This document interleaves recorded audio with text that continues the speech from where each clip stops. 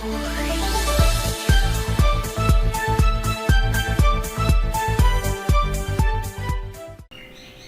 কাশ্মীরের পেহেলগামে সন্ত্রাসী হামলাকে ঘিরে হঠাৎ করেই মঙ্গলবার মধ্যরাতে পাকিস্তানে হামলা চালিয়েছে ভারত। জবাবে ভারতীয় পাল্টা হামলা চালিয়েছে পাকিস্তান। হামলা পাল্টা হামলায় দুই দেশই ক্ষতিগ্রস্ত হয়েছে।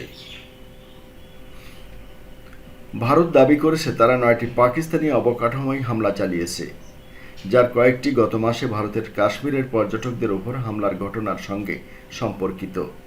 ভারতীয় প্রতিরক্ষা সূত্র জানায়, ভারতীয় বাহিনী চরমপন্থী গোষ্ঠী জইশ-ই-মোহাম্মদ এবং লস্কর-ই তৈয়বার সদর দপ্তরে হামলা চালিয়েছে। পাকিস্তান দাবি করেছে তারা 5টি ভারতীয় যুদ্ধ বিমান গুলি করে ভূপাতিত করেছে। দেশটি জানায় 6টি পাকিস্তানি এলাকায় হামলা চালিয়েছে ভারত, তবে তার কোনোটি উগ্রপন্থীদের শিবির নয়। পাকিস্তানের একজন সামরিক মুখপাত্র জানান, ভারতের কমপক্ষে 26 জন বেসামরিক নাগরিক নিহত এবং 46 জন আহত হয়েছে। এছাড়া 5টি ভারতীয় বিমান গুলি করে ভূপাতিত করা হয়েছে। তবে ভারতীয় কাশ্মীরের স্থানীয় 4টি সরকারি সূত্র জানায়, রাতে হিমালয় অঞ্চলের পৃথক এলাকায় 3টি যুদ্ধ বিমান বিধ্বস্ত হয়েছে। 3 জন ভারতীয় পাইলটকে হাসপাতালে ভর্তি করা হয়েছে। তবে ভারতীয় প্রতিরক্ষা মন্ত্রণালয়ের কর্মকর্তারা তাৎক্ষণিকভাবে বিষয়টি নিশ্চিত করতে পারেননি। ভারতের এই হামলাকে যুদ্ধের একটি স্পষ্ট পদক্ষেপ বলে অভিহিত করেছে পাকিস্তান। তারা বলেছে, জাতিসংঘের নিরাপত্তা পরিষদকে এ বিষয়ে জানানো হয়েছে। পাকিস্তান ভারতীয় আগ্রাসনের যথাযথ প্রতিক্রিয়া জানানোর অধিকার সংরক্ষণ করে। এ বিষয়ে পাকিস্তানের সামরিক মুখপাত্র আহমেদ শরীফ চৌধুরী বলেছেন, এই সমস্ত সংঘর্ষ প্রতিরক্ষামূলক ব্যবস্থা হিসেবে করা হয়েছে। পাকিস্তান একটি অত্যন্ত দায়িত্বশীল রাষ্ট্র, তবে আমরা যে কোনো মূল্যে পাকিস্তানের সম্মান, অখণ্ডতা এবং সার্বভৌমত্ব রক্ষার জন্য প্রয়োজনীয় সকল পদক্ষেপ নেব।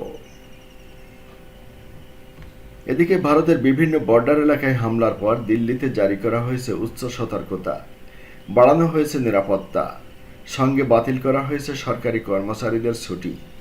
সন্ধ্যার দিকে এক আদেশে দিল্লি সরকারের পরিষেবা বিভাগ তার কর্মীদের পরবর্তী নির্দেশ না দেওয়া পর্যন্ত ছুটিতে যেতে নিষেধ করেছে। দিল্লির ঐতিহাসিক যুদ্ধ স্মারক ইন্ডিয়া গেট থেকে পর্যটক, ব্যবসায়ী সকলকে চলে যেতে বলা হয়েছে। পুলিশ ঘোষণা দিয়ে এলাকা ছেড়ে সবাইকে চলে যেতে বলেছে। ওই এলাকায় নিয়ন্ত্রণ করা হয়েছে যান চলাচল।